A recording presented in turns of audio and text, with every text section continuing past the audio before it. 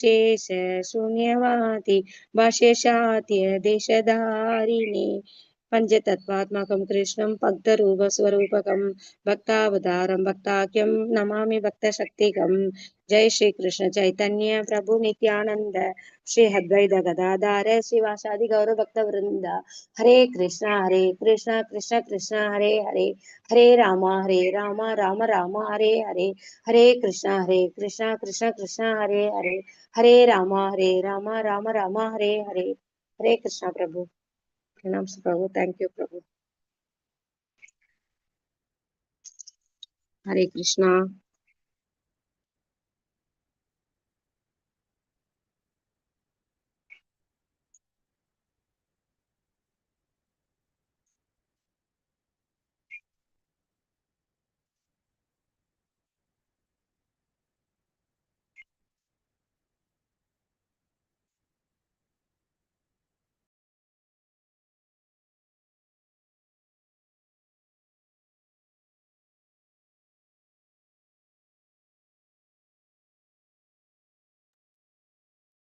ஆரம்பிக்கலாம் பிரபு. ஹரே கிருஷ்ணா.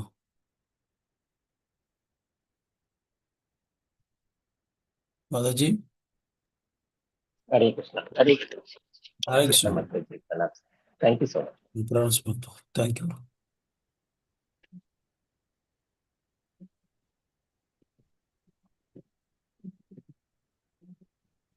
ஓம் நமோ பகவதே வாசுதேவாய.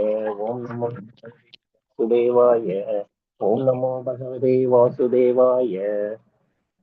ஹரே கிருஷ்ணா. நம்ம இப்போ வந்து சாப்டர் 17 இருக்கோம்.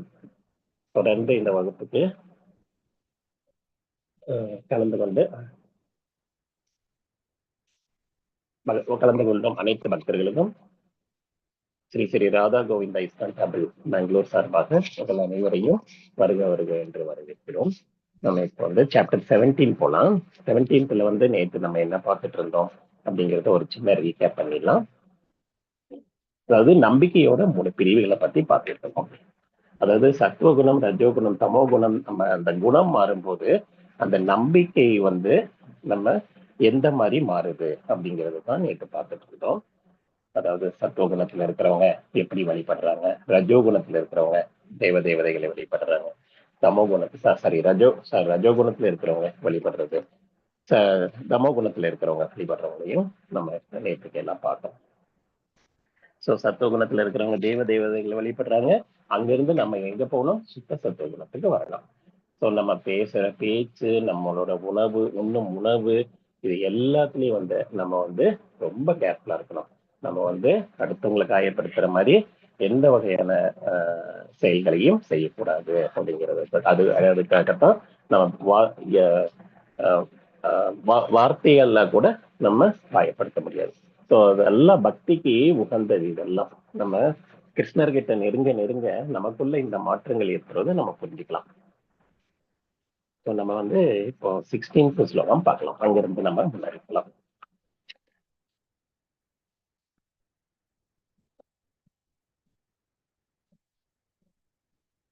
ஹரே கிருஷ்ணா. ஜெயபாரத் பிரபு படிக்கிறீங்களா பிரபு?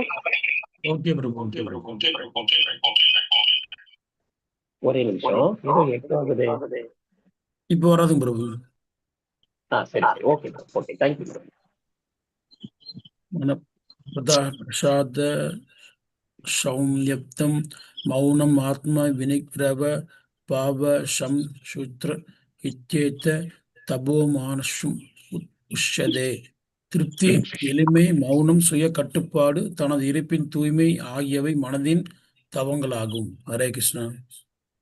ஹரே கிருஷ்ணா. சோ நம்ம இந்த கலியுகத்துல நம்ம தவங்கள் வந்து காட்டுல போய் அப்படி உட்கார்ந்து நம்ம உடம்பு, மனது, புலன்கள் எல்லாமே கட்டுப்படுத்தி அந்த அளவுக்கு சிரமமெல்லாம் செய்ய முடியாது.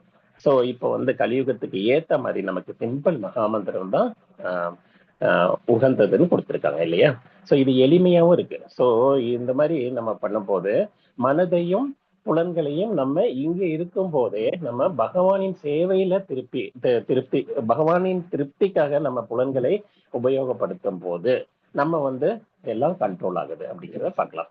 ஸோ இதுல வந்து திருப்தி, எளிமை, மௌனம், சுய கட்டுப்பாடு, இதெல்லாம் தூய்மை, இவை எல்லாமே வந்து மனதின் தவங்களா சொல்லப்படுது. ஸோ மனதுக்கான தவங்களை நம்ம இங்க சொல்லிட்டு இருக்காங்க. அவங்க பக்தி, கிருஷ்ண பக்திங்கிறது நமக்கு அதாவது உணர்வையே மாற்றக்கூடிய தலமா இருக்கு. நம்ம வசுதேவ தளத்துல உயரணும். அதுக்காக என்ன பண்ணணும்? நிறைய மாற்றங்களும் நமக்குள்ள செய்யணும். நம்ம ஆல்ரெடி கரெக்டான ட்ராக்ல தான் இருக்கிறவங்க. நம்ம அந்த முக்குணங்களின் பாதிப்புனால அப்பப்ப டிஃப்ரெண்ட் இதுக்கு போயிட்டு வரோம். அதுல இருந்து நம்ம கண்ட்ரோல் ஆகி நம்ம சுத்த சத்துவ நிலைக்கு உயரணும். முக்குணங்களின் பாதிப்புல இருந்து உயர்ந்து வரணும். அப்பதான் வந்து சத்துவ குணத்துக்கு ஃபர்ஸ்ட் உயரணும். சத்துவ குணத்துக்கு உயர்ந்ததுக்கு அப்புறம் நம்ம சுத்த சத்துவ நிலைக்கு போகலாம். ஹரே கிருஷ்ணா. சோ இதெல்லாம் வந்து ரொம்ப முக்கியம். எளிமை, திருப்தி, அதாவது மனதால நம்ம இதெல்லாம் வந்து பிராக்டிஸ் பண்ணணும். ரொம்ப மனசளவுல எளிமையா இருக்கணும், திருப்தியா இருக்கணும். இந்த சுய கட்டுப்பாடு, இதெல்லாம் வந்து மனசோட தவங்களா சொல்லப்படுது. ஹரே கிருஷ்ணா.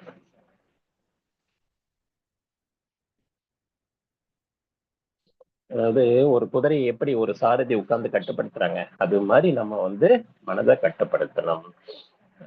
அதை கண்ட்ரோல், கடிவாளம் போட்டு அதை நிறுத்துறோம் இல்லையா? மனசுக்கு வந்து பவர் ஜாஸ்தியா இருக்கு. அது எவ்வளவு தூரம் ஓடக்கூடிய சக்தி இருக்கு. அதை கட்டுப்படுத்தினா மட்டும்தான் அது சரி பண்ண முடியும். ஹரே கிருஷ்ணா. படிக்கிறீங்களா பிரபு? முருகேசன் கூட இருக்கீங்க.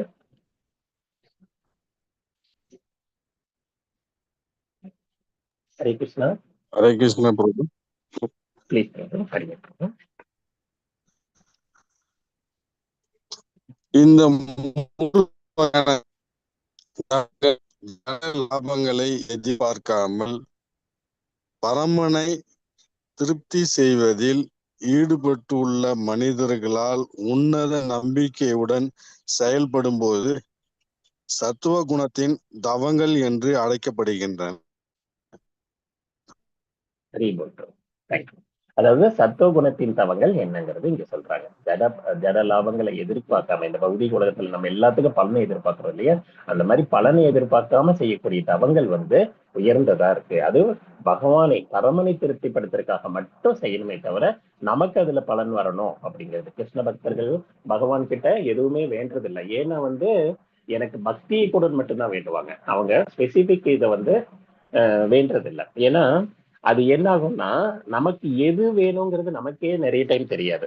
நமக்கு இது ஆசைப்படுறோம், நமக்கு அது வேணும்ட்டு, அதனால வரக்கூடிய அந்த பிரச்சனைகள் பத்தி நமக்கு தெரியாம நம்ம போய் ஏதாவது சிக்கல்லாம் பட்டுவோம். ஸோ அந்த பொறுப்பை வந்து பகவான் கிட்டே ஒப்படைச்சிடும். எனக்கு எது நல்லதுன்னு தெரியுதோ அதை நீங்க படிக்க வைங்கன்னு எப்படி ஒரு மகன் வந்து தந்தையிடம் சரணடைகிறாங்களோ அதே மாதிரி நம்ம பகவான் கிட்ட சரணடைஞ்சிடலாம்.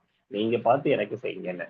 அதை விட்டுட்டு நம்மளா டிசைட் பண்ணும்போது என்ன ஆகுது, அதுல வர சிக்கல்களை ஃபேஸ் பண்ணக்கூடிய அந்த அந்த அந்த சிக்கல்களை ஃபேஸ் பண்ணக்கூடிய நம்ம அந்த நிர்பந்தத்துக்கு உள்ளாகிறோம்.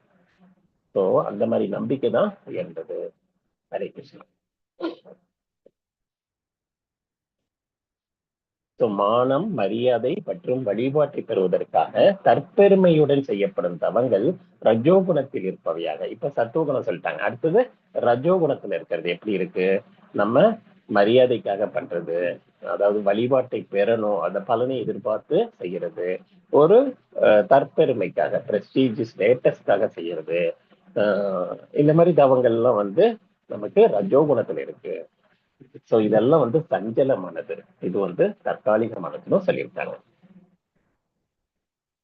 அதாவது உடல், வாக்கு, மனம் இதெல்லாம் வந்து நம்ம இந்த தபஸ்ல கொண்டு வரணும். அதுதான் ரொம்ப முக்கியம். அதுதான் சாத்வீகமே தவிர அதர் தட் இருக்கிறதெல்லாம் வந்து நமக்கு சஞ்சலத்தை கொடுக்கும். ஸோ கிருஷ்ண பக்தியோட செய்யற தபம் தான் உயர்ந்தது. அதாவது சுத்தமான தங்கம் எப்படி இருக்குமோ அது மாதிரி நம்ம வந்து பியூர் கோல்டா இருப்போம். 22 கேரட் சொல்றாங்க இல்லையா, அந்த மாதிரி பியூர் கோல்டு, அது நிறைய காப்பர் மிக்ஸ் பண்ணாத கோல்டு. ஹரே கிருஷ்ணா.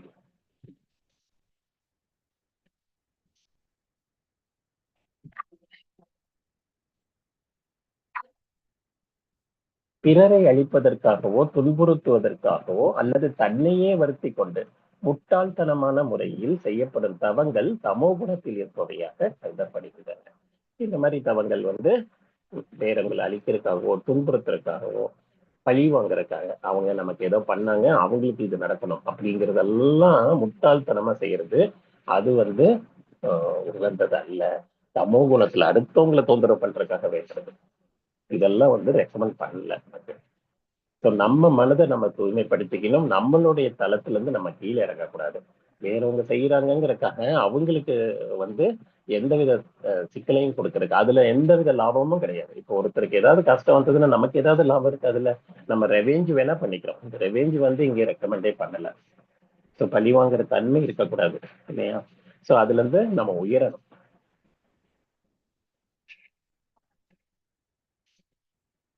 ஜட லாபங்களை எதிர்பார்க்க ஹரே கிருஷ்ணா. ஜட லாபங்களை எதிர்பார்க்காமல் பரமனை திருப்தி செய்வதில் ஈடுபட்டுள்ள மனிதர்களால் உன்னத நம்பிக்கையுடன் செய்யப்படும் தவம் தான் வந்து சத்துவகுணம்.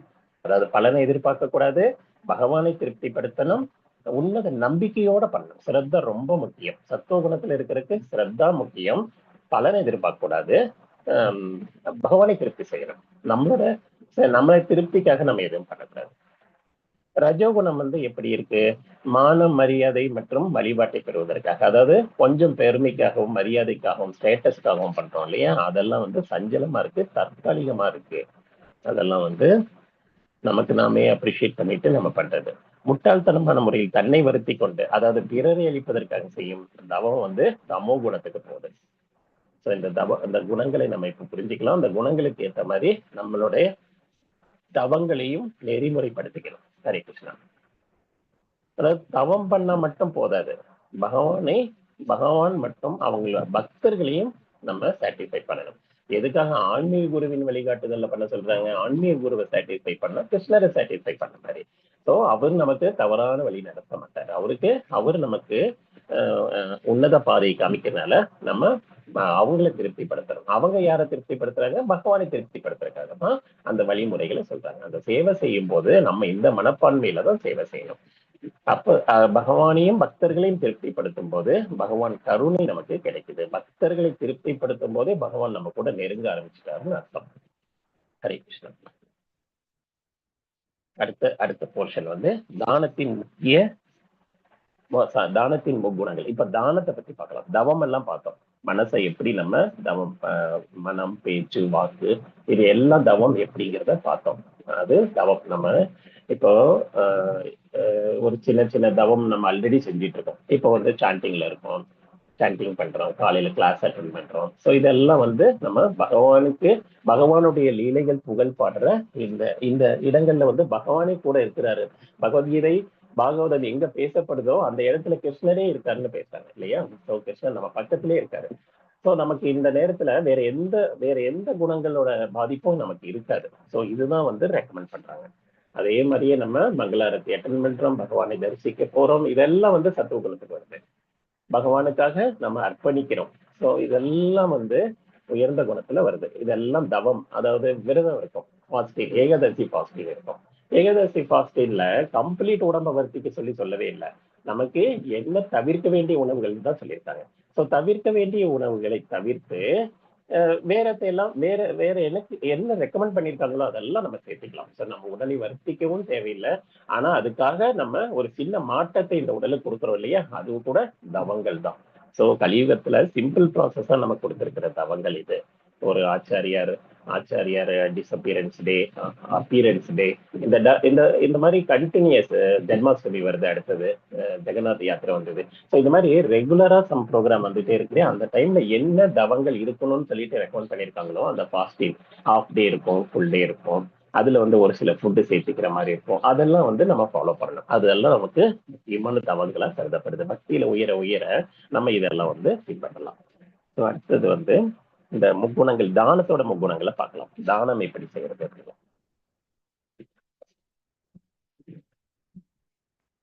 சத்துவ குணத்துல செய்யறது வந்து கடமை நம்ம கடமைக்கு செய்யறது.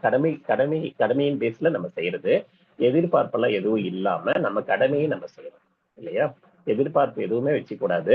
அதுக்கான தகுந்த இடம், காலம் இதெல்லாம் வந்து நம்ம பார்க்கணும். தகுந்த நபருக்கு செய்யணும். பாத்திரம் அறிந்து பிச்சை போட சொல்லியிருப்பாங்க. சோ அந்த பாத்திரம் அறிந்துன்னா என்ன, அவங்க நம்ம யாரு கொடுக்குறோமோ அது கரெக்டான பர்சனா, அந்த பர்சனுக்கு கரெக்டா போய் சேருதா, அது வீணாக்கப்படவில்லையா, அது கரெக்டா அவங்க எடுத்துக்கிறாங்களா, நல்ல விதமா அதை யூஸ் பண்றாங்களா, இதெல்லாம் அறிஞ்சு நம்ம செய்யறது. அது கூட கிருஷ்ணரை மையமா வச்சு செஞ்சிருது. கிருஷ்ண பிரசாதமா கொடுக்குறோம். உணவு தானமா கொடுக்கணும்னு ஆசைப்பட்டா அது கிருஷ்ண பிரசாதமா கொடுக்கும்போது கிருஷ்ணரோட கருணை அவங்களுக்கு போய் சேருது. ஸோ அது உத்தமமான குணம் இல்லையா, அந்த குணத்துல பண்ணணும். ரஜோ குணத்துல இருக்கிறது எதிர்பார்த்து செய்யறது. நான் இது செஞ்சா எனக்கு என்ன வரும், அதை அனுபவிக்கிறதுக்காக செய்யறது, ஒரு வேண்டா விருப்புக்காக செய்யறது. இதெல்லாம் ரஜோ குணத்துல இருக்கு. தமோ குணத்துல தூய்மையற்ற இடத்துல செய்யறது, அதாவது தகாத காலத்துல செய்யறது, தகாத நபருக்கு செய்யறது, எல்லாம் ராங்கா பண்றது சமோ குணத்துல. அதை பெருமைக்காக இது மாதிரி எல்லாம் பண்றதெல்லாம் நமக்கு இங்க ரெக்கமெண்ட் பண்ணல. சோ நம்ம உயர்ந்த நிலைக்கு போகணும்னா சத்துவகுண தானத்துக்கு போகணும். ஹரே கிருஷ்ணா. சோ மிகச்சிறந்த தானம் என்ன இங்க சொல்லிட்டாங்க. கிருஷ்ண உணர்வு செயல்களுக்காக பண்றது. ஹரே கிருஷ்ணா. கிருஷ்ண உணர்வுகளுக்காக நம்ம செய்யற தானம் தான் உயர்ந்தது அப்படின்னு சொல்றாங்க. குசேலரு கிருஷ்ணரோட பாலிய சிநேகிதர். அவரு சின்ன வயசுல ஸ்கூல்ல படிக்கும் போது ஒன்னா படிச்சாங்க இல்லையா. அவர் பகவானை பார்க்கலான்னு சொல்லிட்டு வர்றாரு. தன் நண்பரை பார்த்த அந்த சந்தோஷத்துல திருப்தியில ஒரு ராஜாவா உயர்ந்த தளத்துல இருக்காரு. அவர் என்ன பண்றாரு, பிராமணருக்கே உரிய மரியாதைகளை தன்னுடைய ஃப்ரெண்டுக்காக செய்யறாரு. அந்தனருக்கு என்ன மரியாதை செய்யணுமோ அதையெல்லாம் பாத சேவனம்ல இருந்து எல்லாம் பண்றாரு. கிருஷ்ணரோட எளிமையை நம்ம இங்க புரிஞ்சுக்கிறோம். அவருடைய கருணை எவ்வளவு உயர்ந்ததா இருக்கு அப்படிங்கிறத இங்க பார்க்கலாம். நம்ம அவ்வளவு பக்தர்கள்னா பகவான் என்ன வேணாலும் செய்யறதுக்காக காத்துட்டு இருக்காரு. பகவானுடைய கருணையை இங்க புரிஞ்சுக்கலாம். பழ வியாபாரிக்கு அவங்க பழங்களை கொடுத்த உடனே மீதி இருக்கிற பழங்கள் எல்லாம் வைடூரியமா மாறுது. அன்போட செய்யக்கூடிய அந்த சேவை மிக உயர்ந்த தளத்துல போறதுன்னு இந்த கதையில புரிஞ்சுக்கலாம். ஹரே கிருஷ்ணா. ஸோ கிருஷ்ணருக்கு நம்ம என்ன கொடுக்குறோங்கிறத பாக்குறதே இல்லை. அவரு நம்ம எதை மறைத்து வைக்கிறோமோ அதையே பார்க்கிறார். ஸோ நம்ம எது செஞ்சாலுமே பகவானை மறக்காம கிருஷ்ணார்ப்பணம் சொல்லிட்டு பகவானை மையப்படுத்தி நம்ம எல்லா செயல்களையும் செய்யணும், எல்லாத்தையும் கொடுக்கணும் அப்படிங்கிறத பகவானுக்கு அர்ப்பணம் பண்ணிட்டு நம்ம அந்த வேலைகளை செய்யறோம். ஹரே கிருஷ்ணா. சோ பகவானின் நோக்கத்தை பூர்த்தி செய்வதற்காகத்தான் எல்லா வளங்களையும் பயன்படுத்தலாம். நம்ம கிட்ட இப்போ ஒரு கார் இருக்கு, பக்தி சேவைக்கு, பிரச்சாரத்துக்கு, புக்கு விற்பனைகள், பகவத்கீதை பாகவதம் புக்கு விற்பனை பண்றது அவ்வளவு உயர்ந்த தலமா, பிரச்சாரம் பண்றதும் டாப் மோஸ்ட் சேவையில இருக்கு. சோ பிரச்சாரம் பண்ணணும், அதுக்கெல்லாம் நம்மளுடைய பொருட்களையும் நம்ம கிட்ட இருக்கிற அந்த இதையும் பயன்படுத்தணும். லேப்டாப் இருக்கு, இப்போ ஜெயபாரத் சார் இருக்காரு, அந்த லேப்டாப்பை இப்போ சேவைக்காக பயன்படுத்துறாரு. சோ இந்த மாதிரி நம்ம பொருட்களை கொஞ்சம் கொஞ்சமா நம்ம பக்தி தளத்துக்கு மாத்துறதுக்கு நம்ம வேலைகளை செய்யணும். அது கூடவே இந்த மாதிரி உயர்ந்த சேவைகளுக்காக பயன்படுத்துறோம். ஹரே கிருஷ்ணா. சோ பலனை எதிர்பார்க்காம கடமையை நிறைவேற்றுறதுக்காக தகுந்த நபருக்கு முறையான இடத்துல முறையான காலத்துல கொடுக்கப்படுற தானம் சத்துவகுணத்துல இருக்கிறதா சொல்லப்படுது. முறையான இடம் பார்க்கணும், முறையான காலம் பார்க்கணும், முறையான பொருள் என்ன கொடுக்கணுங்கிறது எல்லாம் நம்ம டிசைட் பண்ணணும். சாஸ்திர தானம் பண்ணலாம், புக்கு தானமா கொடுக்குறோம், ஒருத்தர் சாஸ்திரத்துல முன்னேறதுக்காக வழிகாட்டுறோம், அவங்க படிக்கிறவங்களை தேர்ந்தெடுத்து கொடுக்கணும், அந்த புக்குக்கு ஒரு வேல்யூ கொடுக்குறவங்களை பார்த்து நம்ம இதை செய்யணும். அதுக்கப்புறம் பசியில இருக்கிறவங்களுக்கு கிருஷ்ண பிரசாதம் கொடுக்குறோம். சோ இந்த மாதிரி எல்லாம் என்னென்ன முறைகள் கரெக்டா இருக்கோ அவங்க கிட்ட இருந்து எந்த பலனையும் எதிர்பார்க்க கூடாது. அவங்களுக்கு நம்ம செய்ய வேண்டியது கடமை, நம்ம பகவான் பார்த்துக்கிறாரு அப்படின்னா அந்த கடமைக்காக மட்டும்தான் செய்யணுமே தவிர நம்ம எதிர்பார்ப்புகளை வச்சு செய்யும் போது நமக்கு அதுல பந்தப்படுத்தப்படுகிறோம் அப்படிங்கிறத தெரிஞ்சுக்கலாம். அதாவது பிராமணர் வைஷ்ணவர்கள் செய்யறது உயர்ந்த தானமா சொல்லப்படுது.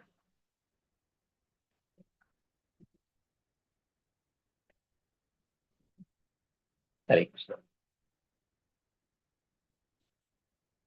பிரதி உபகாரத்தை எதிர்பார்த்து ஏதேனும் பலனை விரும்பி அல்லது விருப்பமின்றி கொடுக்கப்படும் தானம் ரஜோ குணத்துக்கு போகுது. அதாவது நம்ம பலனை எதிர்பார்த்து செய்யறோம் இல்லையா, அது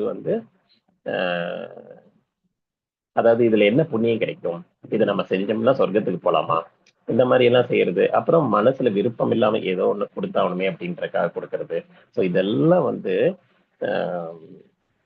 எப்படி பண்ணதுன்னா வியாபார நோக்கமா இருக்கு. பிசினஸ்ல எப்படி நம்ம இன்வெஸ்ட் பண்ண ரிட்டர்ன்ஸ் வரும்னு எதிர்பார்க்கிறோம், அது மாதிரி போய் சேர்ந்துருது. ஹரே கிருஷ்ணா. தூய்மையற்ற இடத்துல, முறையற்ற காலத்துல, தகுதியற்ற நபர்களுக்கு அல்லது தக்க கவனிப்பும் மரியாதையும் இன்றி, அதாவது முறையின்றி செய்யப்பட தானம் வந்து தமோ குணத்துக்கு போகுது.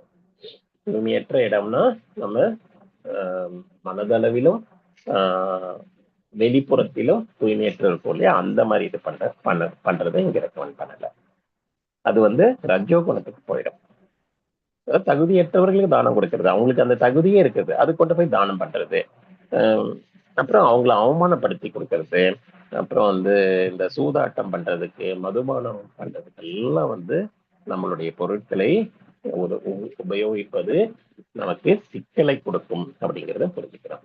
நல்ல காரியத்துக்காக எதை வேணாலும் செய்யலாம். இப்போ கூட நிறைய பேர் ஒரு பிரின்சிபிள் வச்சிருப்பாங்க, அந்த மாதிரி விஷயத்துக்கு ஷேர் பண்ணிக்க மாட்டாங்க, அது நீங்களே பண்ணிக்கங்கன்னு விட்டுருவாங்க. ஸோ இந்த மாதிரி நமக்கு வந்து ரொம்ப கேர்ஃபுல்லா இருக்கணும். நம்மளுடைய வசதி, நம்மளுடைய பணத்தையும் நம்மளுடைய செல்வாக்கையும் தவறான முறைக்கு உபயோகிக்க கூடாது. ஹரே கிருஷ்ணன்.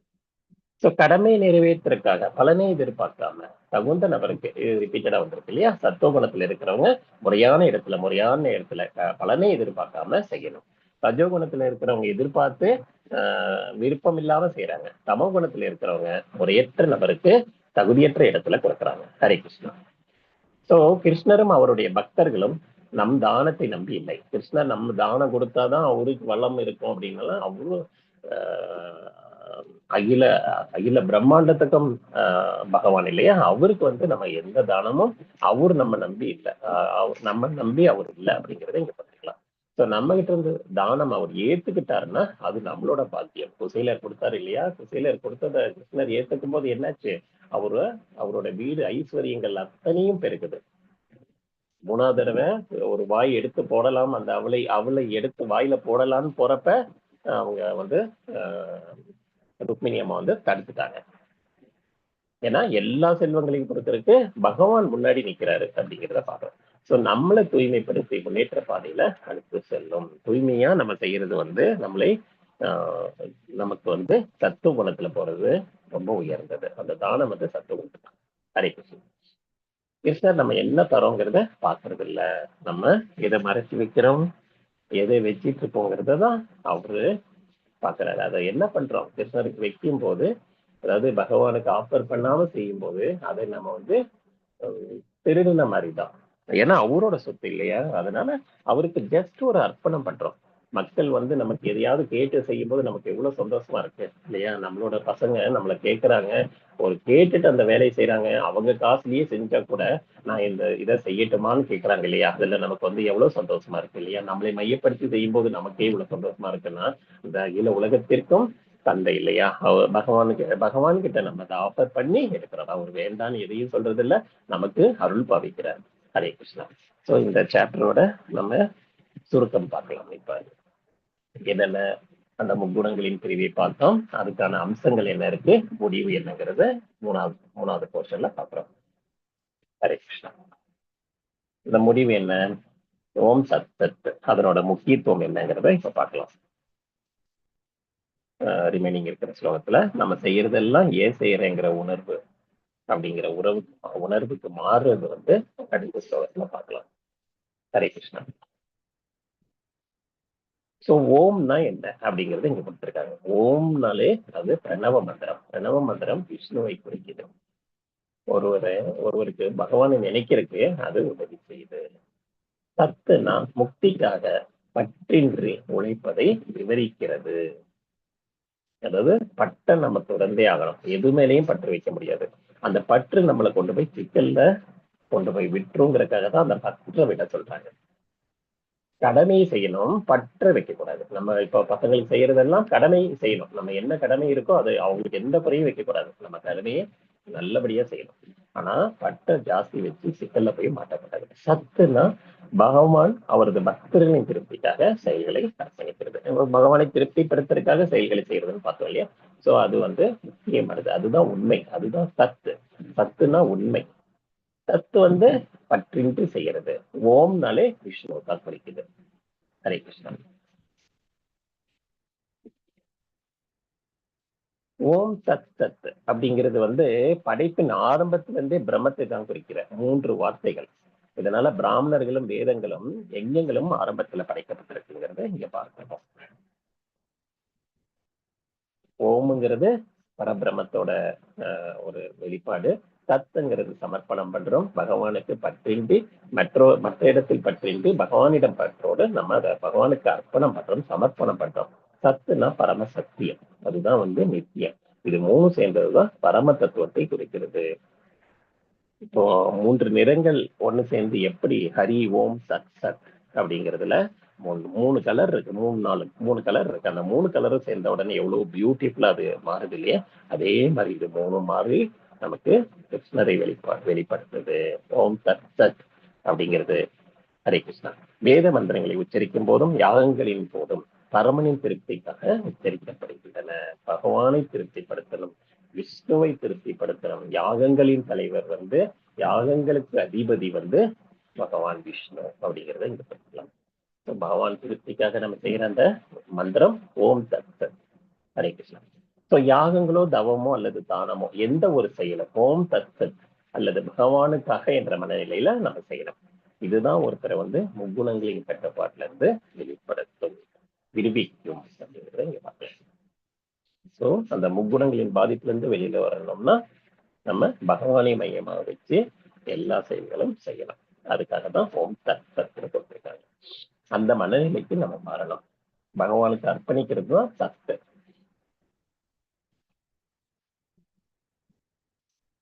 நிறைய பேர் எல்லாம் இப்போ அரசரை பார்க்க போறாங்கன்னா காணிக்கை கொண்டு போய் கொடுப்பாங்க.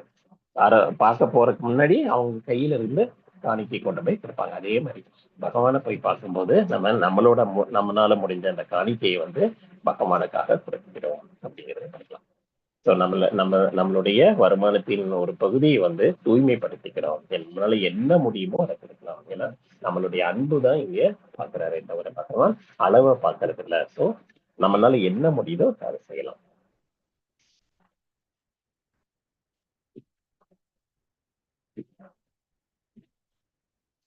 அடுத்த ஸ்லோகம். பரமனை அடைவதற்காக சாஸ்திர விதிகளின்படி யாகம் தானம் தவம் ஆகியவற்றை மேற்கொள்ளும் ஆன்மீகவாதிகள் அவற்றை ஓம் என்பதுடன் எல்லாத்திலையும் ஓம் தான் பிரணவ மந்திரமா இருக்கு, ஓம்னு சொல்லிட்டு தான் எல்லா செயல்களையும் செய்யறாங்க. ஸோ அது அவ்வளவு முக்கியமா இருக்கு அப்படிங்கிறத இங்க பாக்கலாம்.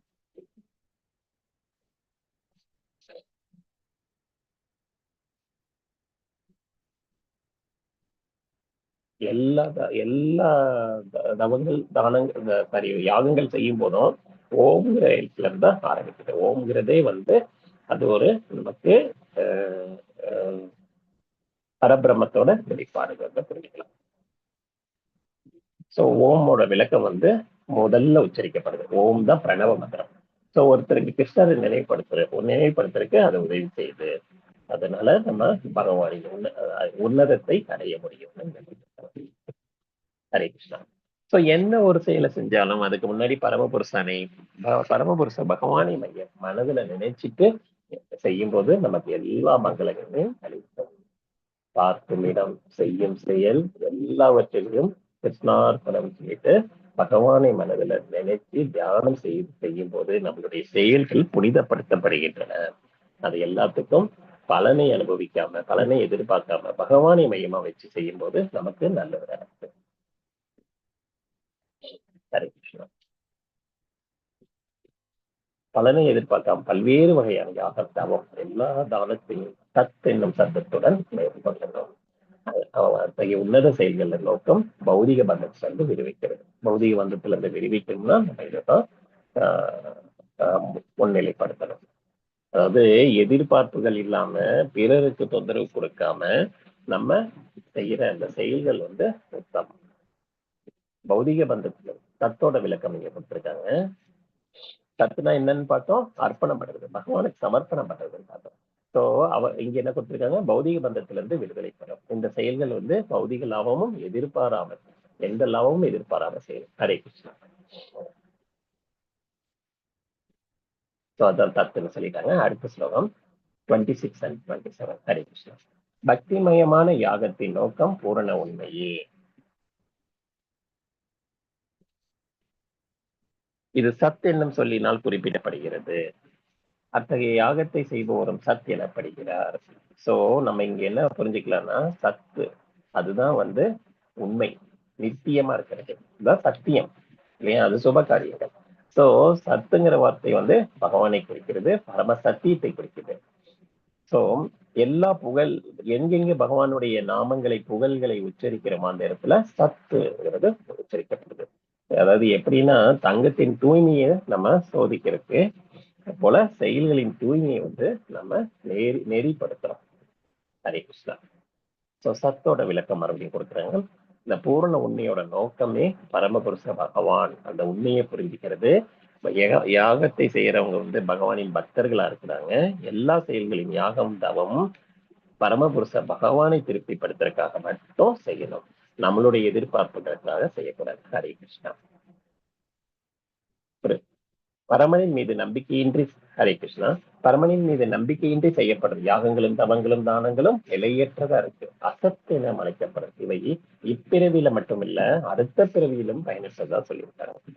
சோ அசத்து நிலைக்கு போகக்கூடாது, அது நித்தியமற்றது. சத்து நித்தியமானது. ஸோ நம்ம நம்பிக்கையோட செய்யணும் யாகங்கள். ஸ்ரத்தா ரொம்ப முக்கியம். திரும்ப திரும்ப அங்க வர்றதே ஸ்ரத்தா தான்.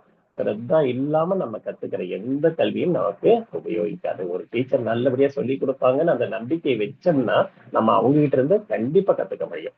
ஆனா நம்ம மனதளவுல நம்பிக்கை இல்லாம அது எவ்வளவுதான் சிரமப்பட்டு படிச்சா கூட நமக்கு அந்த ஞானம் கிடைக்கிறதுக்கு வாய்ப்பு இல்லை. சோ நம்பிக்கை ரொம்ப முக்கியமா இருக்கணும். இங்க யார் யார் மேல நம்பிக்கை வைக்கிறோம்? நம்ம பகவான் மேல நம்பிக்கை வைக்கிறோம். பகவானை அங்கீகரிக்கப்பட்ட சீட பரம்பரையில உள்ள அந்த ஆன்மீக குருக்களை நம்ம ஏத்துக்கிறோம். குருவை ஏத்துக்கிட்டு அவங்க மேல நம்பிக்கை வச்சு இந்த பக்தியை முன்னாடி கொண்டோம். திவ்யமின்றி நோக்கமின்றி செய்யப்படும் அனைத்து செயல்களும் உபயோகமற்றது. மற்ற செயல்கள் எல்லாம் எந்த பிரயோஜனம் இல்லை. ஒரு ஓட்டை பக்கெட்ல தண்ணி பிடிச்சோம்னா என்ன ஆகும்? அந்த ஓட்டையில எல்லாமே வெளியில போகுது. அது மாதிரி நம்பிக்கை இல்லாம செய்யற செயல்கள் வீணடிக்கப்படுகின்றன. நம்பிக்கையோட செய்யறது பகவான் கிட்ட நம்மள சேர்த்துது. ஹரே கிருஷ்ணா. சோ இந்த சாப்டர்ல என்ன கன்க்ளூஷன்ங்கிறத இங்க கொடுத்துருவோம். நம்பிக்கை தான் முக்கியம்.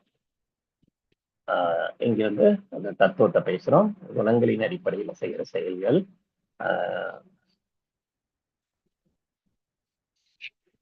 வாழ்க்கை முறையின் அம்சங்கள் என்னன்னு பார்த்தோம். அந்த உணவு எப்படி சாப்பிடணும், என்ன உணவு சாப்பிடணும், தானம் எப்படி செய்யணும், நம்பிக்கை எப்படி இருக்கணும், யாகங்கள் எப்படி பண்ணணும், நம்ம பேசும்போது நம்ம பேசுறது எப்படி இருக்கணும், மனக்கட்டுப்பாடு, மனதளவுல நம்ம எப்படி தவங்களை வளர்த்தணும், நம்ம நடத்தையில எப்படி உயரணும். ஸோ எல்லா நல்ல குவாலிட்டிஸ் எல்லாமே சொல்லித்தரது நம்மளுடைய இந்த சாப்டர். ஸோ அதை நம்ம ஃபாலோ பண்ணணும். ஓம் தர்சத்தோட முக்கியத்துவம் சொன்னோம். நம்ம செய்யறது எல்லாம் ஏன் செய்யறங்கிற அந்த உணர்வுல பகவானுக்காக அர்ப்பணம் பண்ணி நம்ம செய்யறது, இது எல்லாமே நமக்கு உயர்ந்த நிலைக்கு நம்மள கொண்டு போகுது. ஸோ நம்பிக்கை இல்லாம செய்யறது நமக்கு நன்மை கொடுக்காது. சிரத்தாதான் முக்கியம். ஸோ அசத்துங்கிறது நமக்கு தொந்தரவு கொடுக்கும். ஸோ உயிரற்ற உடல் மாதிரி ஆயிடும். சிரத்தா இல்லாம பண்றது உயிரற்ற உடல். அதாவது வேறு இல்லாத மரம் மாதிரி அது என்னைக்கும் நிலைக்காது, எப்ப வேணாலும் சாஞ்சிடும். ஸோ நம்பிக்கையோட முக்கியத்துவமே என்னது? நம்பிக்கை, ஸ்ரத்தா. ஆன்மீக தளத்துல ஃபர்ஸ்ட் பேஸ்மெண்டே நம்பிக்கை தான். நம்பிக்கை இல்லாம செய்யற எந்த செயலும் பலன் கிடைக்காது. அது சாத்வீக நம்பிக்கையில நம்ம கிருஷ்ண பக்தியில அது வெளிப்படுது. ஸோ உணவுல நம்ம மனத்தையும் உடலையும் தூய்மைப்படுத்திக்கிறோம். மனதளவுல அது தூய்மைப்படுத்துது. அந்த மாதிரி சாத்விக உணவை நம்ம எடுத்துக்கிறோம். ஆன்மீக வளர்ச்சிக்கு அது டைரக்டா கனெக்ட் ஆகுது. இல்லைன்னா என்ன பண்ணுது? ஆன்மீக வளர்ச்சியை பாதிக்க இருக்குது. அப்புறம் ஓம் தத் சத்துங்கிறது பரபிரமத்தை குறிக்குது. எல்லாம் எல்லா செயல்களுமே இந்த ஓம் தத் சத்தோட நம்ம ஆரம்பிக்கிறோம். ஸோ கிருஷ்ண உணர்வு தான் சிறந்தது. கிருஷ்ண பக்தி மட்டும்தான் ஆன்மீக வாழ்க்கையில முன்னேற்றத்தை கொடுக்கும். ஸோ எல்லா குணங்களும் கட்டுப்படுத்தி நம்ம செய்யறது உத்தம நிலைக்கு போறோம். ஹரே கிருஷ்ணா.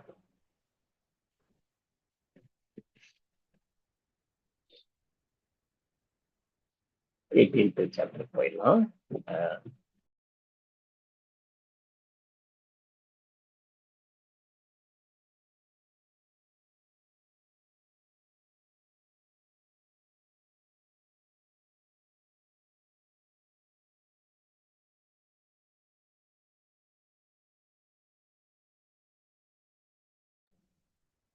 சரி, பகவத்கீதையோட இது கடைசி சாப்டர்.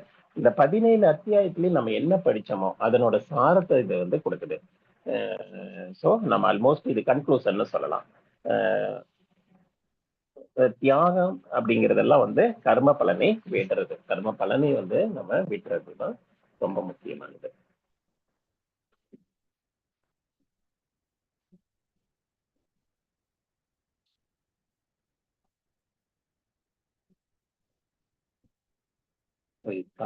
பெங்களூர் சார்பாக உங்கள் அனைவரையும் நம்ம இந்த மோட்ச சன்னியாச யோகத்துக்கு நம்ம அன்போடு அழைக்கிறோம். ஸோ இந்த துறவரத்தின் பக்குவத்தை இங்க பார்க்கலாம். ஸோ 17 சாப்டர் நம்ம ரிவ்யூ பண்ணிட்டோம். ஹரே கிருஷ்ணா. ஸோ 18 சாப்டர்ல நம்ம என்ன பார்க்க போறோம்ங்கிறத இங்க பார்க்கலாம். ஸோ இது கடைசியில ரிவ்யூ பண்ணிக்கலாம். ஹரே கிருஷ்ணா. இந்த அத்தியாயத்தோட சுருக்கம் என்னவா இருக்கு? கர்மம் மற்றும் ஞான மோகத்தின் சுருக்கம். அது அப் டு 18 ஸ்லோகம் பார்க்கிறோம். முக்குணங்களை பத்தி பார்க்க போறோம். அது செயல்படுவர்களிலேயே பக்குவமானவர்கள் யாருங்கிறத பார்க்க போறோம். பகவானுக்காக அன்பு செய்யறது எப்படி, இறுதி விளைவு என்னங்கிறத 5 போர்ஷனா பிரிச்சிருக்காங்க. ஹரே கிருஷ்ணா. சோ அர்ஜுனோட சந்தேகம் என்னங்கிறத இங்க பார்க்கலாம். அர்ஜுனன் சந்தேகத்தை முன் வச்சாரு இல்லையா? ஹரே கிருஷ்ணா. கர்மம் மற்றும் ஞான யோகத்தின் சுருக்கம் தான் இப்போ ஃபர்ஸ்ட் போர்ஷன்ல பார்க்க போறோம். பௌதிக நோக்கங்களுக்காக செயல்களை துறத்தல் சந்நியாசம். எஸ், தியாகம்ங்கிறத பலனை துறக்கிறது, செயலையே துறக்கிறது சந்நியாசம். எது பெஸ்ட்னு அர்ஜுனன் கொஸ்டின் வச்சிருக்காரு, முன்னாடி வச்சிருக்காரு. நான் பலனை ரெண்டும் ஒரே மாதிரி இருக்கு கிருஷ்ணா, எனக்கு இது புரியல, இதை சொல்லுங்கன்னு கேட்டதுனால இந்த சாப்டர்ல பகவான் அதை ஒரு இறுதி கன்க்ளூஷனா கொடுத்துருக்காரு இல்லையா, அதை பத்தி இங்க எக்ஸ்பிளைன் பண்றாங்க. சோ எல்லா யோகங்களின் முடிவும் என்ன செய்யணும்? சரணாகதியில தான் முடியணும். பகவானிடம் சரணடைகிறது எந்த அளவுக்கு சரணடைகிறோம் அந்த அளவுக்கு அவர் நமக்கு பிரதிபலன் கொடுக்கிறாருங்கிறத பாக்குறோம். ஸோ எப்படி ஒரு டாக்டர் கிட்ட போனா நம்மளோட உடம்பு பாதிப்புல இருந்து நம்ம வெளியில வரோமோ, அதே மாதிரி அர்ஜுனோட குழப்பமான சூழ்நிலையை புரிஞ்சுக்கிட்டு பகவானா முன்னாடி அவருக்கு இறுதி தீர்ப்பை இங்க வழங்குறாரு அப்படிங்கிறத இங்க பார்க்கிறோம். ஸோ நம்ம தெளிவும் நம்பிக்கையும் அடையும் வரை நம்ம கேட்டுக்கிட்டே இருக்கிறோம். நம்பிக்கை அடைந்த உடனே பின்பற்ற தொடங்கணும். பகவத்கீதை திரும்ப திரும்ப லெவல் 1 படிக்கிறோம், அதே இது லெவல் 2ல படிக்கிறோம். ஸோ மறுபடியும் நம்ம புரியுற வரைக்கும் அந்த நம்பிக்கை, பகவான் இப்போ நான் பகவத்கீதை படிச்சுட்டேன் புரிஞ்சிருச்சுன்னு நிறைய பேர் சொல்றாங்க. அப்படின்னா என்ன அர்த்தம்? பகவான் மேல நம்பிக்கை இல்லாம அதை படிக்கிறதுல ஒரு பிரயோஜனம் இல்லை. அந்த நம்பிக்கை வந்திருக்கணும் இல்லையா? ஏன்னா பகவான் நாம யாருங்கிறத சொல்லிட்டாரு, பகவான் யாருங்கிறதையும் தெளிவா சொல்லிட்டாங்க. நமக்கும் பகவானுக்கும் உள்ள உறவு என்னங்கிறதையும் நமக்கு பகவான் தெளிவுபடுத்திட்டார். சோ எல்லாம் தெரிஞ்சதுக்கு அப்புறமா நம்ம பிராக்டிஸ் பண்ண ஆரம்பிக்கணும். சின்னதா ஒரு பிராக்டிஸ் பண்றோம். ஒரு ரவுண்ட் சாண்டிங் பண்றோம், இப்ப 2 ரவுண்ட் பண்ணி இப்ப 4 ரவுண்ட்ஸ் பகவான் மேல நம்பிக்கை வச்சு தண்ணி அர்ப்பணம் பண்ணலாம். அதுக்கப்புறம் நம்ம சாப்பிட்ற சாப்பாட்டை ப்ரிப்பேர் பண்றோம், அப்படியே அர்ப்பணிக்கிறோம். அர்ப்பணிச்ச உணவை நம்ம எடுத்துக்கிறோம். அடுத்தது என்ன உயர்ந்த நிலை, பகவானுக்காகவே ப்ரிப்பேர் பண்றோம். சோ இந்த மாதிரி சின்னதா நம்ம முன்னேற்றத்திற்கு வழி கிடைக்குது அப்படிங்கிறது அந்த நம்பிக்கையை ஃபாலோ பண்ணணும். ஹரே கிருஷ்ணா.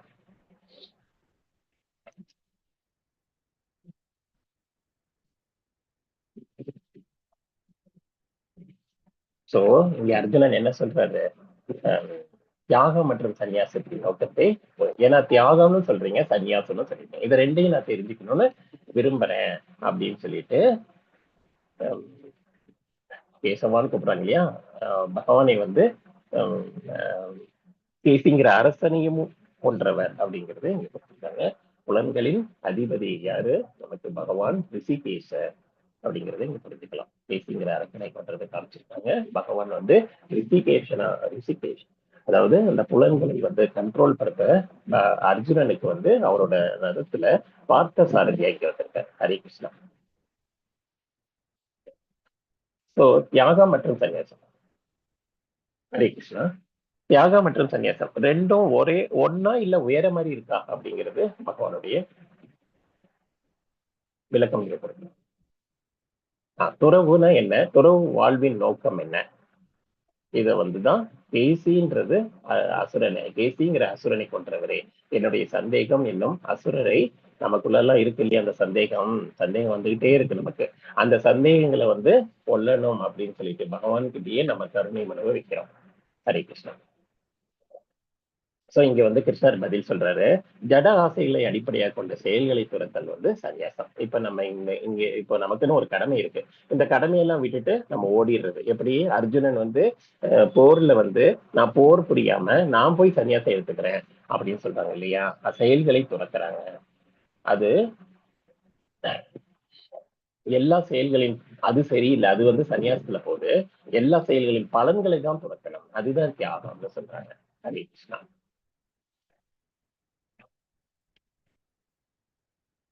சன்னியாசம்னா ஜட ஆசைகளை அடிப்படையாக கொண்ட செயல்களை துறத்தல். அந்த செயல்களை துறக்கிறது தான் சன்னியாசம். தியாகம்னா எல்லா செயல்களின் பலன்களை துறக்கிறோம். நம்ம பலன்களை துறக்கிறது தான் நமக்கு ரெக்கமெண்ட் பண்ணிருக்கு. சிம்பிளஸ்ட் ப்ராசஸ் எது ரெக்கமெண்ட் பண்ணிருக்குன்னு நம்ம இங்க புரிஞ்சுக்கலாம். ஹரே கிருஷ்ணா. சோ எல்லா விதமான பலநோக்கு செயல்களையும் தோஷமாக எண்ணி அவற்றை துறக்க வேண்டும் என்று சில அறிஞர்கள் அறிவிக்கின்றனர். இருப்பினும் யாகம், தானம் மற்றும் தவத்தின் செயல்களை என்றுமே கைவிடக்கூடாது சாதுக்கள் சொல்றாங்க. அது மாதிரி ரைட்டா. சோ நம்ம செயல்களை எல்லாம் வந்து தோஷமா நினைச்சு அவற்றை வந்து துறக்கணும்னு சொல்லிட்டு அறிஞர்கள் சொல்லிட்டு இருக்காங்க இல்லையா? ஹரே கிருஷ்ணா. சோ தியாகத்தை பத்தி ரெண்டு அபிப்பிராயம். எல்லா விதமான செயல்களையும், ஹரே கிருஷ்ணா, எல்லா விதமான பலநோக்கு செயல்களையும் தோஷமாக எண்ணி துறத்தல் ஒருபோதும் கைவிடாதே. யாகம், தானம், தவத்தை கைவிடாத. ஏன்னா வேதங்கள்ல விதிக்கப்பட்ட கடமைகளை செய்யறதுனால யாருக்கும் பாவங்கள் வருவதில்லை. ஹரே கிருஷ்ணன். சோ வேதங்களை விதிக்கப்பட்ட கடமைகளை நம்ம செய்யணும். அதனாலதான் அது யாருக்கும் எந்த தொந்தரவும் இல்லை. சோ சாஸ்திரத்துல என்ன சொல்லியிருக்கு அதுதான் முக்கியம். ஹரே கிருஷ்ணா. சோ தியாகத்தை பற்றி எனது முடிவை இப்போது சொல்றேன், கேட்டுக்க. சாஸ்திரங்கள்ல 3 வகையான தியாகம் சொல்லப்பட்டிருக்கு. ஹரே கிருஷ்ணா. தியாகத்தை பற்றிய கிருஷ்ணரின் முடிவு செய்யப்படும் இயற்கை குணங்களின் அடிப்படையில, அதை நம்ம இப்ப பார்த்தோம் இல்லையா, முக்குணங்களின் அடிப்படையில நம்ம அந்த இதை செய்யறது. சோ அந்த துறவு 3 விதமானது. அந்த துறவுல கூட 3 விதமா இருக்கு. கிருஷ்ணர் தனது அபிப்பிராயங்களை தரும்போது கவனமாக கேட்டு நேர்மையாக பின்பற்றணும் அப்படிங்கிறத இங்க கற்றுக்கிறோம். அவருடைய அறிவுரைக்கு அப்பால எதுவுமே இல்லை. அதுவும் ஃபைனல் வேர்டு. நம்ம இப்போ ஹைகோர்ட்ல இருந்து சுப்ரீம் கோர்ட்டுக்கு போயிட்டோம். சுப்ரீம் கோர்ட்ல ஒரு தீர்ப்பு சொல்லிட்டாங்க, அதுக்கப்புறம் மறுபடியும் எங்க போறது? எங்கேயும் போக முடியாது. இதுதான் ஃபைனல் டெஸ்டினேஷன். அவர் என்ன சொல்லிட்டாரோ அதுதான் வேத வாக்கு. ஹரே கிருஷ்ணா. பகவான் தான் முழுமையான வார்த்தை. பகவானின் வார்த்தைகளுக்கு மறுபரிசீலனை இல்லவே இல்லை. ஹரே கிருஷ்ணா. சோ யாகம், தானம், தவம் இது எல்லா செயல்களையுமே தொடக்கக்கூடாது. அவற்றை செய்ய வேண்டிய அவசியமும் இல்லை. உண்மையிலே யாகம், தனம், தவம் இதை வந்து மிகச்சிறந்த ஆத்மாக்களையும் கூட தூய்மைப்படுத்துது. ஸோ இதெல்லாம் ரொம்ப முக்கியமானதான். யாகம், தவம், தானம் எல்லாமே செய்யணும். ஆனா எப்படி செய்யணுங்கிறது தான் இப்ப பார்த்தோம். சத்துவ குணத்துல செய்யணும் இல்லையா? ஸோ எல்லா ஆத்மாக்களையும் கூட தூய்மைப்படுத்துறது அந்த விஷயங்கள். ஹரே கிருஷ்ணா. ஸோ எதை கைவிடக்கூடாது? ஏகாதசி விரதம் இருக்கிறது, அது ஒரு தவம். நம்ம முதல்லயே பார்த்தோம் இல்லையா? தவம் வந்து உடம்புக்காக அது செய்யறதே வந்து ஒரு தவம் தான். தானம் செய்யணும். தாமனர்களுக்கும் அந்தணர்களுக்கும் செய்யற தானம் உகந்ததா சொல்லப்பட்டது. இங்க வைஷ்ணவர்களுக்கு நம்ம செய்யற தானம் வந்து உயர்ந்ததா இருக்கு. சோ இது எல்லாமே செய்யணும். யாகம் செய்யணும், அது வந்து பலனை எதிர்பார்க்காம சத்துவ குணத்துல செய்யணும். சோ இதெல்லாம் வந்து நம்ம இங்க கலியுகத்துல யாகம் எப்படி செய்யறோம்? நம்ம வந்து ஹரே கிருஷ்ணா மகாமந்திரம் சொல்லி செய்யறோம். ஹரே கிருஷ்ணா. பரிந்துரைக்கப்பட்ட யாகங்கள் அனைத்தும் பரமபுருஷரை திருப்திப்படுத்துறதுக்காக இருக்கணுமே தவிர தானம் கொடுக்கும். ஹரே கிருஷ்ணா. ஹரே கிருஷ்ணா.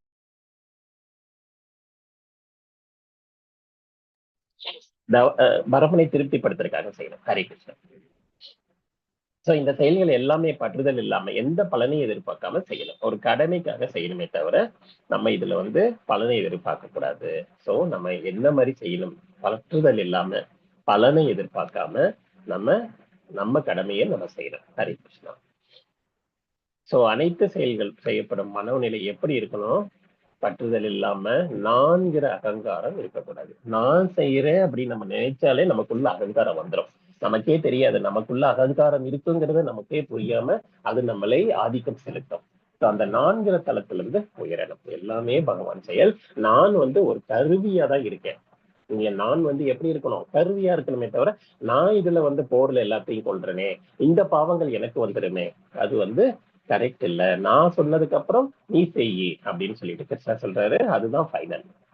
ஸோ எந்த பகவானுக்காக செய்யறாரு, அதனால அவருக்கு வந்து அதனுடைய செயல்களின் பலன்கள் வந்து அவரை சேர்றது இல்லை. எந்த பலனையும் எதிர்பார்க்காம செய்யணும், கடமைக்காக செய்யணும், கடமையை ப்ராப்பரா செய்யணும், அதுல வந்து வர வைக்கக்கூடாது. ஹரே கிருஷ்ணா. ஸோ விதிக்கப்பட்ட கடமைகளை என்னைக்குமே துறக்கப்படாது. அது மயக்கத்தினால ஒருவன் தன்னோட கடமையை துறந்தா அத்தகைய துறவு வந்து தமோ குணத்துல இருக்கும். ஸோ கடமைகளை துறந்து செய்யறது வந்து இங்க ரெக்கமெண்ட் பண்ணல. ஸோ நம்ம இந்த ஃபர்ஸ்ட் 6 ஸ்லோகங்கள்ல என்ன பார்த்தோம்? இந்த சந்நியாசம் மற்றும் தியாகத்தை பார்த்துட்டு இருக்கோம். அர்ஜுனோட கேள்வி என்னவா இருக்கு? அதாவது சந்நியாசம் தியாகம் ரெண்டும் ஒரே மாதிரி இருக்கு, இதை பத்தி விளக்குங்க ரிஷிகேஷா அப்படின்னு. கேசி அறக்கரை கொன்றவரே அப்படின்னு சொல்லிட்டு எல்லாம் அவரு பகவானை புகழாரம் சூடி கேட்கிறாரு. மாணவன் வந்து ஒரு ஆசிரியர்கிட்ட எப்படி கேள்வி கேட்கணும், அதாவது நமக்கு தெரிஞ்சிருக்கு அவருக்கு தெரிஞ்சிருக்கான்னு டேஸ்ட் பண்ற மாதிரிலாம் கேட்கக்கூடாது. அதை வந்து பணிவோட அடக்கத்தோட கேட்கிறோம். அது மாதிரி இது இங்க வந்து குரு கிட்ட சீடர் வந்து எப்படி கேட்கிறாருங்கிறத இங்க பார்த்தோம். அதுக்கு வந்து சந்நியாசம்ங்கிறது சுயநலமான ஆசைகளை விடுறது, லௌகீகமான ஆசைகளை துறக்கிறது தான் சந்நியாசம். ஸோ நம்ம கடமையே துறந்துறது. தியாகம்ங்கிறது எப்படி? பகவானுக்கு அர்ப்பணம் பண்றது தியாகத்துல போயிடுது. ஸோ அந்த செயல்ல பற்று இல்லாம செய்யும் போது அது தியாகத்துக்கு உயருது. ஸோ தியாக மனப்பான்மையில பண்ணணும். அதாவது பகவானுக்கு அர்ப்பணிக்கணும், செயல் எதுவுமே பற்று இல்லாம செய்யணும். விவசாயி வந்து விதைக்கிறாங்க, ஆனா அதனோட பலன் வந்து கடவுள்கிட்ட விட்டுறாங்க. ஏன்னா வர்ண பகவான் மழை பொழியாம அந்த இடத்துல விவசாயம் நல்லபடியா வராது. சோ நம்ம செய்யற செயல்கள் எப்படி இருக்கணும்? தாமரை இலையில தண்ணீர் எப்படி ஒட்டாதோ அது மாதிரி இருக்கணும். சோ இந்த யஞம் தவம் தானம் எதையுமே நம்ம விடக்கூடாது. இதெல்லாம் புனிதப்படுத்துற செயல்கள். இதெல்லாம் வந்து உடலுக்கு எப்படி உணவு அவசியமோ அதே மாதிரி இந்த ஆத்மாவுக்கு இதெல்லாம் ரொம்ப முக்கியங்கிறது தான் இந்த 6 ஸ்லோகத்துல சொல்லியிருக்காங்க. பகவான் இங்க ஒரு விளக்கம் கொடுத்திருக்காரு. அதுக்கான தியாகத்தோட 3 வகைகள் என்னங்கிறத இப்ப பார்க்கலாம். கடமைக்காக செய்து பற்றும் பலனும் விட்டு செய்வது சாத்வீகம். அதாவது சாத்வீகத்துல பண்ற தியாகம் இங்க சொல்றாங்க. விதிக்கப்பட்ட கடமைகளை துறக்கவே கூடாது. அந்த கடமையை துறந்தோம்னா அது தமோ குணத்துக்கு போகுது. ஹரே கிருஷ்ணா. என்று தொல்லை நிறைந்தவை என்று கருதியோ உடல் அசௌகரியத்திற்காக பயத்திலோ விதிக்கப்பட்ட கடமைகளை துறப்பவன். நம்ம உடம்பெல்லாம் நடுங்குது, உடம்பெல்லாம் எனக்கு எரியுது, மயிர்கூச்சி எரியுது, என்னை விட்டு கிருஷ்ணா நான் ஓடிடுறேன், பௌதீக சிம்டம்ஸ் இதெல்லாம் வந்து இட்ஸ் நாட் ரெக்கமெண்டட். அதுக்காக வந்து நான் விட்டுறேன், என்னை விட்டு நான் ஓடிடுறேன், ரஜோகுணத்துல இருக்கிறதா சொல்லப்படுது. இந்த குணங்கள் வந்து துறவின் பலனை ஒருபோதும் வழங்காது. இந்த துறவுல வந்து எப்படி செய்யணுங்கிறதுக்காக தான் இங்க எக்ஸ்பிளைன் இருக்காங்க. எது கரெக்ட் இல்லைங்கிறத சொல்லிட்டாங்க. ஹரே கிருஷ்ணா. ஒருவன் தனது விதிக்கப்பட்ட கடமையை செய்யப்பட வேண்டும் என்பதற்காக செய்து பௌதீக சங்கத்தையும் பலனுக்காக பற்றுதலையும் முழுமையாக துறக்கும் போது, அதாவது பற்றுதலை துறக்கணும். மெயினா வந்து பற்றுதலை துறக்கணும். அதுல கிடைக்கிற அந்த பலனை பகவானுக்கு அர்ப்பணிச்சிடணும். அந்த துறவு தான் வந்து சத்துவ குணத்துல இருக்கிறதா சொல்லப்பட்டிருக்கு. ஸோ சத்துவ குணத்துலதான் நம்ம செய்யணும் அப்படிங்கிறத இங்க தெரிவிக்கணும். நியமிக்கப்பட்ட கடமையை செய்யணும், நான் செய்யறேன் அப்படிங்கிற அந்த எண்ணம் இல்லாம செய்யணும். கிருஷ்ணரை மையமா வச்சு கிருஷ்ணருக்காக பலனுக்காக அவரோட விருப்பத்திற்காக அவரை திருப்திப்படுத்துறதுக்காக செய்யணும். எப்படி இப்போ வந்து மிலிட்டரியில இருக்காங்க, அவங்க ஆர்டர் பண்றாங்க, நீ போய் அங்க போய் எல்லாரையும் கொண்டுட்டு வான்னு அனுப்புறாங்க. சோ அதனோட பலன் வந்து அவங்களுக்கு ஒட்டுறதில்லை. ஏன்னா வந்து அவங்க அந்த கடமைக்காக எதிரிகளை நின்றாங்க. சோ போர்ல அதே மாதிரிதான், நான் சொல்றேன் நீ போய் செய்யி அப்படின்னு சொல்லிட்டு தான் பகவான் அனுப்பிச்சு விடுறாரு அர்ஜுனனை. நம்மளோட சோம்பேறித்தனத்துக்காக விடக்கூடாது. அது வந்து உண்மையான தியாகம் இல்லை.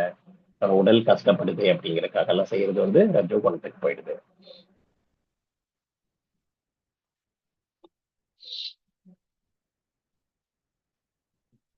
அதாவது எக்ஸாம் படிக்கும் போது விட்டு ஓடிடுறாங்க இல்லையா, அது கரெக்ட் இல்லை. அதே மாதிரி குடும்ப பொறுப்பை தாங்காம ஓடிடுறது, அந்த சன்னியாசம் இங்க ரெக்கமெண்ட் பண்ணல. இது புரிஞ்சுக்கணும். ஹரே கிருஷ்ணா. சோ முக்குணங்களோட தீர்வு என்னங்கிறத இங்க பார்க்கலாம். விதிக்கப்பட்ட கடமைகளை செய்யணுங்கிறதுக்காக ஒரு கடமையாக பௌதிக பற்றுதலோ பலனுக்கான ஆசையோ இல்லாம செய்யணும். பற்றுதலை விடணும், பலனை எதிர்பார்க்க கூடாது. அவ்வளவுதான். அதுதான் சத்துவகுணம். இவ்வளவு தெரிஞ்ச போதும். ரஜோகுணம் வந்து இதெல்லாம் நமக்கு உடல் உபாதைகளை கொடுக்கும், நமக்கு தொந்தரவா இருக்கும். விதிக்கப்பட்ட கடமையை செய்யாம இருக்கிறது ரஜோகுணத்துல கொண்டு போய் விட்டுரும். தமோ குணம் என்ன பண்ணுது? விதிக்கப்பட்ட கடமைகளை மயக்கத்தினால துறக்கிறது. அது நம்மளை பந்தப்படுத்திடும். ஏதோ ஒரு அதாவது விதிக்கப்பட்ட கடமைகளை மயக்கத்துல, ஏதோ ஒரு மயக்கத்துல நம்ம விடுறது வந்து நம்மளை திரும்ப பந்தப்படுத்தும். ஹரே கிருஷ்ணா.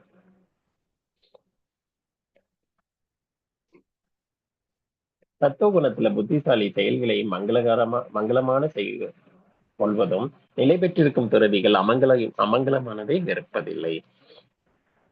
அதாவது இங்க துறவிகள் எப்படி இருக்காங்க? அந்த சத்துவகுணத்துல வந்த பக்தர்கள் வந்து இது மங்களம் அமங்கலம்னு பிரிச்சு பாக்குறது இல்லை. அவங்க செயல்களை பற்றிய கவலையும் இல்லை, அவங்க கிட்ட எந்த சந்தேகமும் இல்லை. அது வந்து மங்களம்னு பிரிச்சு பாக்குறது இல்லை. அந்த செயல்களை வந்து பகவானை மையமா வச்சு நம்ம செயல்களை செய்யறது. சோ மேதாவி, ஹரே கிருஷ்ணா. சோ மேதாவி வந்து யாரு? புத்திசாலி துறவி எப்படி இருப்பாங்க? சத்துவகுணத்துல நிலை பெற்றிருப்பாங்க. யாரையும் வெறுக்கிறது இல்லை. எல்லா ஜீவராசிகளுக்கும் ஆத்மா இருக்காங்க. ஆத்மா கூடவே பரமாத்மா டிராவல் பண்றாருங்கிறத மைண்ட்ல வச்சுக்கிறாங்க. சோ எல்லா இடத்துலயும் பகவானை பார்க்க ஆரம்பிச்சிடுறாங்க. தன்னோட உடலுக்கு தொல்லை கொடுப்பவர்களையும் வெறுப்பதில்லை. எளிமையை கூட அவங்க வெறுக்கிறது இல்லை. எல்லாத்துக்கிட்டையும் ஒரே மாதிரி இருக்காங்க, சமநிலையில இருப்பாங்க. டியூவல் ப்ராசஸ்ல கூட எந்த வித கலங்கமும் அவங்களை ஷேக் பண்ணாது. அதாவது மகிழ்ச்சி வந்தாலும் எக்ஸைட்மெண்ட் ஆகுறதும், துன்பம் வந்தா டிப்ரெஷனுக்கு போறதும் அவங்ககிட்ட இல்லவே இல்லை. ஸோ எல்லாத்தையும் ஒரே நிலையில, சமநிலையில நம்ம முன்னேறணும். அது நமக்கு நல்லதுங்கிறதுக்காக தான் இதை பிராக்டிஸ் கொடுக்குறாங்க. இந்த உலக சுகத்து மேல எல்லாம் பட்டுதல் வைக்கிறது அவ்வளவு ரெக்கமெண்ட் பண்ணல. ஹரே கிருஷ்ணா. தியாகத்தோட 3 வகைகளை தான் இப்ப பார்த்துட்டு இருக்கோம். இந்த உடலை உடையவன் எல்லா செயல்களையும் துறப்பது அசாத்தியம். பலன்களை உண்மையான துறவி என்பது பலனை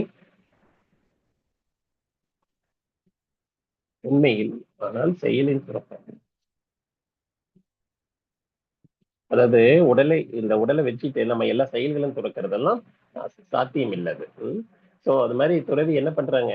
நான் எல்லாம் துறந்துட்டேன்னு சொல்லிட்டு போறாங்க. ஆனா அங்க போயிட்டு மறுபடியும் அந்த மாதிரி போன் பண்றது, போன்ல பேசிட்டே இருக்கிறது, அப்புறம் பௌதிக இதுல எல்லாம் அந்த இதுல வந்து அவங்கள ஈடுபடுத்திக்கிறாங்க. அப்படி ஈடுபடுத்துறது துறவு, உண்மையான துறவு இல்லை அப்படிங்கிறது பார்க்கலாம். ஹரே கிருஷ்ணா. சோ உண்மையான துறவி என்ன பண்றாங்க? எல்லா செயல்களின் பலன்களை துறக்கிறாங்க. அந்த கர்ம பலனை வந்து தியாகம் பண்ணணும். உடலை உடையவன் எல்லா செயல்களையும் துறப்பது என்பது உண்மையில் அசாத்தியம். நம்ம வந்து அந்த செயல்களை துறக்கிறது அவ்வளோ சுலபம் இல்லை. அதனாலதான் அதை ரெக்கமெண்ட் பண்ணல. சன்னியாசம் நமக்கு ரெக்கமெண்டே பண்ணல, தியாகம் தான் சொல்லிட்டாங்க. அதாவது பலன்களை வந்து பகவானுக்கு அர்ப்பணிச்சிடணும், பற்றின்றி செய்யறோம். அப்பதான் வந்து நம்ம இதுல முன்னேற முடியும். ஹரே கிருஷ்ணா. தியாகம் செய்யாதவங்க எப்படி? மரணத்துக்கு பின் விரும்புபவை விரும்பாதவை இரண்டும் கலந்தவை என்ற 3 விதமான கர்ம விளைவுகளை சேகரித்துக் கொள்கிறார்கள். தியாகம் செய்யாம நம்ம செயல்களை செய்யறோம் இல்லையா? அவங்க என்ன பண்றாங்க? விரும்புவை விரும்பாதவைங்கிற மாதிரி ரெண்டும் கலந்த ஒரு கலவை, 3 விதமா கர்ம வினைகளை சேர்க்கிறோம். நம்ம கர்ம வினைகள் எத்தனை வகையா சேருதுங்கிறத இங்க பார்க்கலாம். அதுக்கான துன்பத்திற்கான பலன்கள் வந்து சன்னியாசிகளுக்கு கிடையாது. சோ அவங்க வந்து இந்த மாதிரி பிரிச்சு பார்க்கறது இல்லை அப்படிங்கிறது தான் இங்க சொல்றாங்க. சோ நம்ம எல்லாத்துலயும் ஒரே மாதிரி நினைக்கிறோம். சோ ஹரே கிருஷ்ணா. சோ தியாகம் செய்யாதவர்கள் எப்படி இருக்காங்க அப்படிங்கிறது இங்க சொல்றாங்க. அவர்கள் செயல்கள் வந்து அவர்களை மரணத்திற்கு பின் 3 விதமான கர்ம விளைவுகளை சேகரித்து வைக்கும். விரும்புவை வந்து எதெல்லாம் விருப்பப்பட்டு நம்ம செய்யறோமோ அதெல்லாம் வந்து சொர்க்கலோகத்துல கொண்டு போய் இன்பங்களை அனுபவிக்கிறதுக்கு நம்மளை கொண்டு போய் விடும். விரும்பாதவை வந்து அதெல்லாம் நம்ம நரக துன்பங்களுக்கு துன்பங்களை அனுபவிக்கிறதுக்காக நரகலோகத்துல கொண்டு போய் விட்டுறோம். ரெண்டும் கலந்தது வந்து எது? மனித பிறவி. நம்மளே இங்க பாக்குறோம் இல்லையா? எதுவுமே நமக்கு நிரந்தரம் இல்லை. ஒரு நிமிஷம் சந்தோஷமா இருந்தா அடுத்த நிமிஷம் மறுபடியும் துக்கத்துக்கு போயிட்டோம். சோ இந்த ரெண்டும் கலந்த இந்த பிறவிதான் வந்து மனித பிறவி. சோ இந்த 3ஐயும் வந்து நம்ம வந்து எப்படி தவிர்க்கணும் அப்படிங்கிறத புரியும். ஹரே கிருஷ்ணா. சோ தியாகத்தோட 3 வகைகள்ல சொல்லிட்டாங்க. சோ அடுத்தது வந்து கர்மத்தோட 5 காரணங்களை சொல்ல போறாங்க 18ஆம் ஸ்லோகம் வரைக்கும். அது என்னங்கிறத பார்க்கலாம். அர்ஜுனா, செயல்களின் அனைத்தையும் நிறைவேற்றுவதற்கு வேதாந்தத்தின்படி 5 காரணங்கள் உள்ளன. ஒரு செயலை செய்வதற்கு 5 காரணங்கள் சொல்லப்பட்டிருக்கு. என்னென்னது அப்படின்னு பார்க்கலாம். 14வது ஸ்லோகம். ஹரி கிருஷ்ணா. செயலுக்கான இடம். இந்த செயலை செய்யறதுக்கு என்ன வேணும்? ஒரு உடல் வேணும் இல்லையா? அதுதான் வந்து இந்த உடல். பல்வேறு புலன்கள், பலதரப்பட்ட முயற்சிகள், இறுதியாக பரமாத்மா. இவையே செயல்களுக்கான 5 காரணம். எது எது எது சொல்லலாம்? இப்போ உடல், இந்த செயலுக்கான தளம் வந்து இந்த உடலை வச்சுதான் நம்ம இந்த செயலை செய்யறோம். சோ இது ஒரு தொழிற்சாலை மாதிரி. இதுதான் கட்டடம். நம்ம ஒரு பில்டிங்னா வந்து இந்த உடம்பு தான் பில்டிங். சோ இதுல இருக்கிறவங்க வந்து ஜீவாத்மா உள்ள இருக்காங்க இல்லையா? அவங்க வந்து ஜீவாத்மா, இந்த செயலை அனுபவிக்கிறவங்க இல்லையா? தன்னை செய்பவன் என்று நினைக்கிறது வந்து நான் தான் இந்த உடல் நினைச்சுட்டு பண்றாங்க இல்லையா? அது 2வது தளம். அடுத்தது வந்து இதற்கான புலன்கள் இருக்கு இல்லையா? இந்த புலன்கள் வந்து கருவிகள், நமக்கு இந்த செயல்களை செய்யறதுக்காக கொடுக்கப்பட்ட கருவிகள். அடுத்தது வந்து நம்ம முயற்சி முயற்சி அதை மூச்சு விட்டு நம்ம அதை செய்யறோம் இல்லையா? அது. அடுத்தது வந்து பரமாத்மா நமக்கு அனுமதி கொடுக்கிறாரு. அரசன் அனுமதி கொடுத்தாதான் வேலையை செய்ய முடியும். அதே மாதிரி 5 காரணங்கள் கொடுக்கப்பட்டிருக்கு. ஒண்ணு வந்து உடல், உடலுக்கு அப்புறம் உடல் உடல் உடல் தளத்துல பண்றது, கர்த்தா நான் தான் நினைச்சுக்கிறது, அது 2வது. அப்புறம் புலன்கள் வந்து கருவியா இருக்கிறது, இந்த புலன்கள் தேவைப்படுது. அடுத்தது வந்து முயற்சி தேவைப்படுது, பகவானுடைய அனுமதி தேவைப்படுது. சோ இந்த 5 காரணங்கள், ஒரு செயலை செய்யறதுக்கான 5 காரணங்கள் இங்க கொடுக்கப்பட்டிருக்கு. ஹரே கிருஷ்ணா. அதான் இதுதான் வந்து பகவான் ஆத்மாவிற்கு உடல் வந்து செயல்களுக்கான இடம், புலன்கள் மற்றும் பலதரப்பட்ட முயற்சிகள் எல்லாம் வழங்கியதுல. ஹரே கிருஷ்ணா. சோ மனிதன் தன்னுடைய உடல், மனம் அல்லது வார்த்தைகளால் நல்லதோ கெட்டதோ எந்த ஒரு செயலை செய்தாலும் அதற்கு 5ம் காரணம். சோ நம்ம செய்யற எல்லா செயல்களுக்கும் இந்த 5 காரணமா இருக்கு. எது காரணமா இருக்கு? உடல் காரணமா இருக்கு, அந்த புலன்கள் காரணமா இருக்கு, அந்த இதை வந்து செய்யறதுக்கான நம்ம முயற்சி தேவைப்படுது, பரமாத்மாவோட அனுமதி தேவைப்படுது, இதை செய்யறது நான் நினைக்கிற அந்த தன்மை தேவைப்படுது. சோ இந்த 5ம் காரணங்களா இருக்கு. இந்த 5ம் ஒற்றுமையாக ஒவ்வொரு செயலையும் செய்கின்றன. உடல், மனம், வாக்கு. நம்ம தூய்மைப்படுத்த வேண்டிய 3மே வந்து உடல், மனம், வாக்கு. எல்லாத்தினால ஒவ்வொரு செயலுக்கும் இதெல்லாம் சம்பந்தப்பட்டிருக்கு. ஹரே கிருஷ்ணா. நல்ல செயல்கள் வந்து சாஸ்திரங்கள்ல விதிக்கப்பட்டுள்ள கடமைகளை ஏற்று செய்யற செயல். ஹரே கிருஷ்ணா. கெட்ட செயல் வந்து சாஸ்திரங்களுக்கு எதிராக செய்யறது, அதான் கர்மா அக்கர்மா பார்த்தோம் இல்லையா? அது மாதிரிதான் கர்மா, அகர்மா, விகர்மா 3ம் பார்த்தோம் இல்லையா? சோ எதுல செய்யணும்? அகர்மால செய்யணும். அகர்மானா எப்படி? நம்ம அந்த செயல் பலன்கள் வந்து நம்மளை பந்தப்படுத்தக்கூடாது, சித்தரை மையமா வச்சு செஞ்சிடணும். சோ விகர்மாங்கிறது வந்து சாஸ்திரங்களுக்கு எதிராக செய்யறது, அது வந்து கெட்ட செயல். கர்மாங்கிறது நல்ல செயல், சாஸ்திரங்களுக்கு ஏற்ப செயல் செய்யறது இல்லையா? சோ எந்த மாதிரி செயல்கள் செய்யணுங்கிறத இங்க சொல்லியிருக்காங்க. நல்ல செயல், கெட்ட செயல்னு பிரிக்கப்பட்டிருக்கு. பகவானை மையமா வச்சு செய்யறது உகந்தது அப்படிங்கிறத புரிஞ்சுக்கலாம். ஹரே கிருஷ்ணா.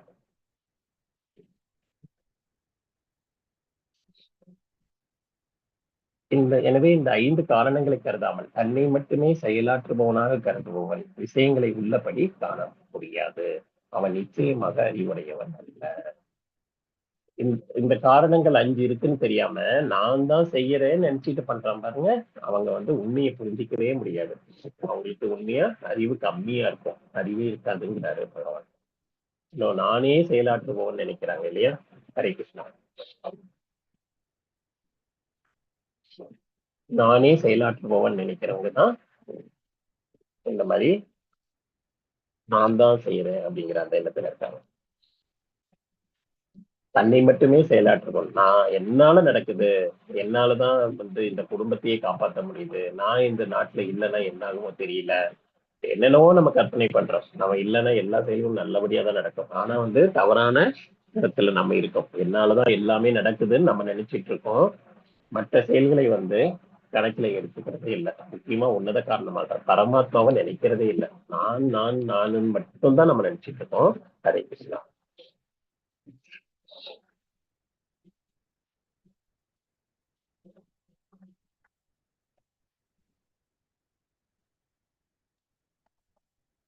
எவருடைய நோக்கம் அகங்காரம் இன்றி உள்ளதோ, எவனுடைய புத்தி பற்றுதலில் இருந்து விடுபட்டுள்ளதோ அவன் இவ்வுலகில் உள்ள மனிதர்களை கொல்ல செய்தாலும் கொள்பவன் அல்ல. தனது செயல்களால் அவன் பந்தப்படுத்துவதும் இல்லை.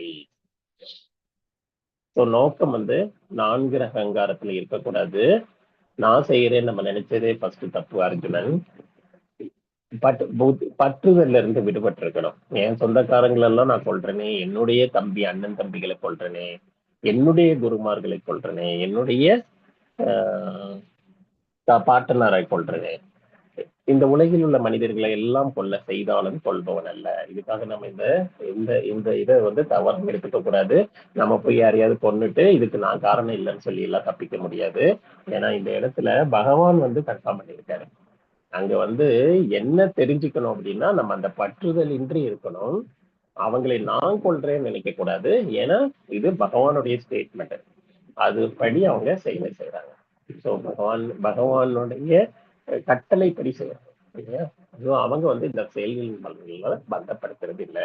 எனக்கு ஏதாவது நரகம் கிடைச்சிருமோ அப்படின்னு சொல்லி அர்ஜுனன் கேட்டதுக்கு இதெல்லாம் விளக்கம் கொடுத்திருக்காரு. உனக்கு எதுவுமே ஆகாது.